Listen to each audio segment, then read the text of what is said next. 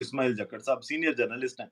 इस्माइल साहब, इस वीडियो में आज हम डिस्कस करेंगे जो आज राजा रियाज़ साहब ने नवाज़ शरीफ की पकी-पकाई देग को उल्टाया उसके हवाले से और उन्होंने जो इंटरव्यू ठीक है। दिया है उस पे बात करेंगे। लेकिन अभी बात करूँगा मैं आपसे कि 28 नवंबर को इमरान खान साहब की पेशी है जुडिशियल बिल्कुल, कॉम्प्लेक्स में और बिल्कुल, बिल्कुल। लोग जो है वो इस्तकबाल के लिए जाना चाहते हैं वहाँ पे। अब पहले तो ये हुँ। देखेंगे कि वहाँ पे इंतज़ामात किस तरह के होते हैं सिक्योरिटी के, या हाँ। इमरान खान को पेश कैसे किया जाता है।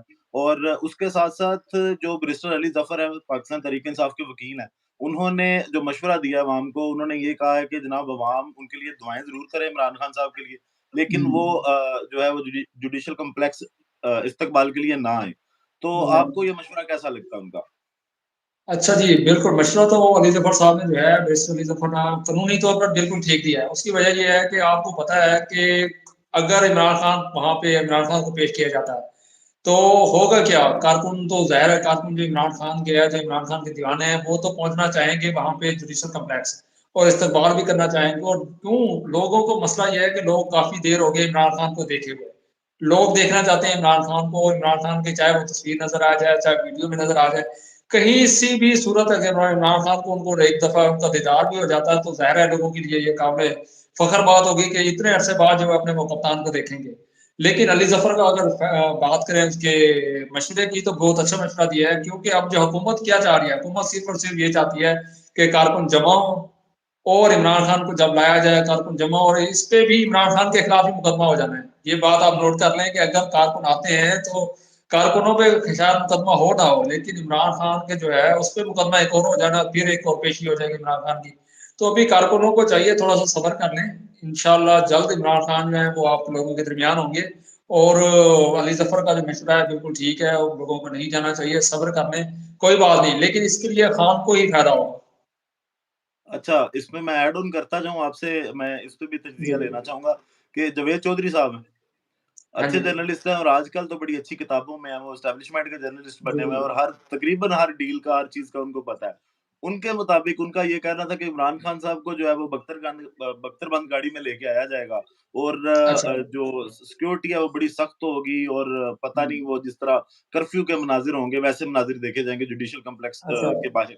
इसके बारे में क्या कहेंगे आप? कि उनकी जो ये अच्छा, वाली अच्छा मैं उसकी जावेद चौधरी साहब की जो बात है काबिल सीनियर जर्नलिस्ट हैं, काबिल एहतराम है, लेकिन मैं उनकी बात से इत्तेफ़ाक नहीं करता। उसकी वजह ये है कि बख्तरबंद गाड़ी में तो याद होगा आपको शहबाज शरीफ को भी नहीं लाया गया था। बख्तरबंद गाड़ी साथ ज़रूर होती है, लेकिन कभी भी बड़े लीडर्स को जो है वो बख्तरबंद गाड़ी में नहीं लाया जाता, उनको हमेशा किसी लैंड क्रूज़र या बड़ी गाड़ी में लाया जाता है। हाँ, एहतियाती तौर पे जो है तदाबीर ज़रूर होती हैं कि उनको बख्तरबंद गाड़ी साथ रखनी पड़ती है, लोगों को दिखाने के लिए जी हम इसमें लेके आए। लेकिन ज़्यादातर चांसेस यही होता है बख्तरबंद गाड़ी में जो है कम से कम लाया जाता है। लेकिन अभी असल में बात ये है कि क्या इमरान खान को उस दिन पेश किया जाए या नहीं किया जाएगा? मुझे ये लगता है कि जो हुकूमत है जिस तरह वो उन्होंने ओपन ट्रायल करने की बजाय जेल में ट्रायल करना मुनासिब समझा, पहली पेशी पे हो सकता है कि इमरान खान को लाया ही ना जाए और कोई ना कोई उज़र पेश किया जाए सिक्योरिटी की बुनियाद पर, कोई ना कोई एक्स्ट्रा का उज़र पेश किया जाएगा कि इमरान खान के आने की ज़रूरत नहीं थी, लेकिन क्योंकि अदालत ने हुक्म दिया और लेकिन क्योंकि अदालत भी तो देखे ना जुडिशियल कॉम्प्लेक्स में जाना है और उसकी हाई कोर्ट में तो बुलाया नहीं हुआ।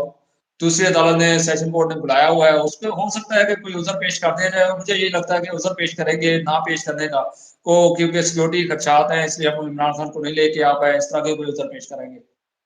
चलें वो तो अब जिस तरह वज़ीर दाखिला साहब जो हैं निगरान वज़ीर दाखिला, उन्होंने तो कहा था कि हम ईमान तस्लीम करेंगे, अदालत के फैसले जी। को अगर उन्होंने बुलाया तो हम पेश करेंगे। अब बिल्कुल, बिल्कुल बात इस्माइल यही साहब है। हुकूमती अगर बयानात की देखें ना, हुकूमती बयानात की देखें तो हुकूमत ये भी कह रही है हम लेवल प्लेइंग फील्ड देने को तैयार हैं और उनके लिए खुली छूट है मगर वो भी नहीं दे रहे। अब देखें ना तहरीक-ए-इंसाफ का वर्कर कन्वेंशन था आज जहाँ पे शेर अफ़ज़ल मरवत वग़ैरह दीर वग़ैरह में था, तो वहाँ पे क्या हुआ? वहाँ पे गोलियाँ चल गई हैं, बाकायदा शेलिंग हुई है कारकुनों के ऊपर और निहत्थे कारकुनों के ऊपर हुए। तो ये कब चाहेंगे कि इमरान खान को अदालत में पेश किया जाए और फिर लोग उनके साथ इकट्ठे हों, कभी भी नहीं चाहेगी हुकूमत के इमरान खान को जो मौका दिया जाए बाहर निकलने का और लोगों को देखने का। हालाँकि इस्माइल साहब पेशावर हाई कोर्ट जो है वो भी ये एक समाअत के दौरान रिमार्क्स दे चुकी है जी, कि जी। इलेक्शन कमीशन को चाहिए कि इलेक्शन कमीशन रखा ही इसलिए गया है कि वो सबको लेवल प्लेइंग फील्ड दे और बिल्कुल, नहीं दी जा रही, उसपे काफ़ी सख्त रिमार्क्स थे पेशावर हाई कोर्ट के। अच्छा, बिल्कुल, बात बिल्कुल। करते हैं आज जो एक नवाज़ शरीफ साहब की छेड़ बन गई है, वो हुँ। साडी गल हो गई है वाली, हाँ जी, हाँ उससे जी, वो हाँ काफ़ी जी। तंग हैं। काफ़ी तंग है नवाज़ बिल्कुल। शरीफ साहब। लेकिन आज जो तासुर राजा रियाज़ साहब की जानिब से दिया गया, उन्होंने ये हाँ जी। साफ बोल दिया, सीधे लफ्ज़ों में बोल दिया कि जनाब आजकल के हालात में जो लॉबिंग है, वो यही हो रही है कि नवाज़ शरीफ साहब को वज़ीर-ए-आज़म बनाया जाए। एक तो उनका ये पॉइंट था। हुँ। उसके जी। साथ-साथ जो अदम-ए-एतमाद है, तहरीक-ए-अदम-एतमाद, हुँ। उसकी सारी कहानी उन्होंने खोल के रख दी है और उन्होंने बताया कि कब जो है वो इमरान खान साहब के सर से जो हाथ है वो एस्टेब्लिशमेंट ने उठा हुँ। लिया। तो वो उनका इंटरव्यू देखें, अब के सियासी हालात देखें, नवाज़ शरीफ साहब की पुरानी बदनामी जो उनकी चल रही है, हुँ। रुसवाई चल रही है, उसको देखें। तो इस टाइम पे राजा रियाज़ साहब का ये इंटरव्यू आपको कैसा लगता है कि उनको देना चाहिए था ये? इमरान नवाज़ शरीफ जो सारी बातें कर रहे हैं ना, उसका सारा निचोड़ आज उसने बता दिया है कि नवाज़ शरीफ को कैसे ढाया गया, कैसे उनकी डील जी, हुई, कैसे उनको अदम-एतमाद इमरान खान के खिलाफ लाई गई और कैसे जो है वो एस्टेब्लिशमेंट ने पूरा एक कह लें सर्कल बनाया नवाज़ शरीफ को लाने के लिए और 1.5 साल पहले जो कहानी शुरू हुई थी अदम-एतमाद के ज़रिए, वो अब खुल के सामने आ चुकी है। राजा रियाज़ साहब खुद इस बात का एतराफ़ कर रहे हैं कि सब कुछ तय था। सब कुछ तय जी, हो जी, चुका बिल्कुल था ऐसे ही। और कैसे कैसे ये सिंध हाउस में ठहरे, कैसे वहाँ पे वो एक हल्ला भी बोला गया था सिंध हाउस के ऊपर उसके ऊपर। तो ये सारी कहानी अब वो सामने आ चुकी है। अब नवाज़ शरीफ जो 5 साल से बाहर मौजूद थे, वो भी एक डील का नतीजा था। अब वो जो जी, जी। वापस आए हैं, वो भी एक डील के तहत आए हैं। अब जो आते ही एक उनके एक छेड़ बन गई है कि साड़ी गल हो गई है। सारी बातें यानी कि हो गई हैं। ये सारी वो चीज़ें हैं जो तयशुदा थी। तो मेरे ख़्याल में राजा रियाज़ साहब को शायद अपनी टिकट खोती हुई नज़र आ रही है। मुझे नहीं लगता कि राजा रियाज़ साहब को जो है वो अभी उन्होंने नून लीग जॉइन की है और लंदन में जाके स्पेशल उन्होंने जॉइनिंग दी थी और बड़ी मिन्नत तरलों के बाद उनको नून लीग में लेकिन मुझे ये लगता है कि राजा रियाज़ साहब को जो है वो टिकट ही नहीं मिलेगी।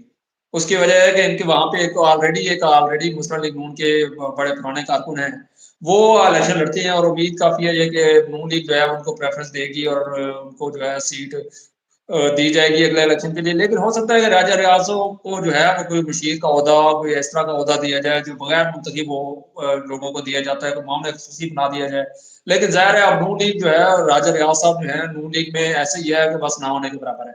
उनकी कोई उस अच्छा, तरह की रुकत नहीं है क्यों देखें ना राजा रियाज़ साहब तो बस पार्टी में रहे, उसके बाद वो तहरीक इंसाफ उन्होंने जॉइन की और उसके बाद अब वो नून लीग के हो चुके हैं और वो भी फैसलाबाद से। फैसलाबाद में नून लीग के पास ऑलरेडी बड़े-बड़े नाम मौजूद हैं, जिसमें राणा सनाउल्लाह है, शेर अली ग्रुप है, आबिद शेर अली हैं, इसके अलावा बड़े जलाल चौधरी हैं, इसके अलावा बड़े नाम जो है वहाँ पे मौजूद हैं पहले ही। तो इसलिए जो है वो राजा रियाज़ की वहाँ पे बेसिकली जगह नहीं बनती।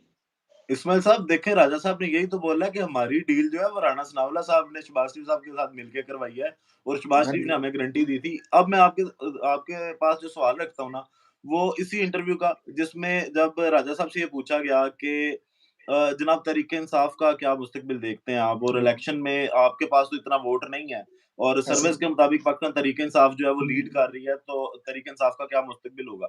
इसके जवाब में राजा साहब ये फरमा रहे हैं कि जनाब तहरीक-ए-इंसाफ के लिए मुश्किलात बहुत ज़्यादा हैं अभी हुँ। और क्या उसको कहते हैं वो उनके जो लीडरान हैं वो उनके पास है नहीं है जो इलेक्शन लड़ सकें हुँ। और अगर वो इकट्ठे करते हैं तो उनको बड़ा टाइम लग जाएगा। हुँ।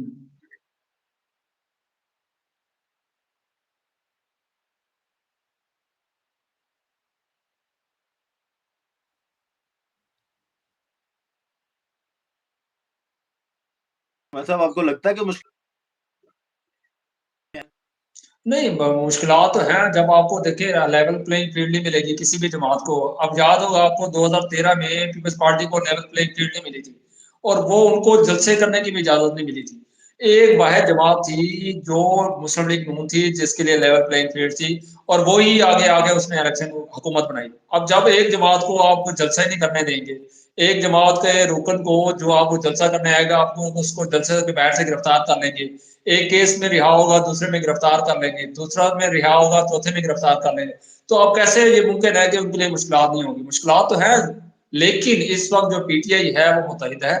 जो भी उसके कारकुन जितने भी रह चुके हैं, कुछ पार्टी ज़ाहिर है दबाव के ऊपर छोड़ भी चुके हैं, कुछ कारकुन जो हैं।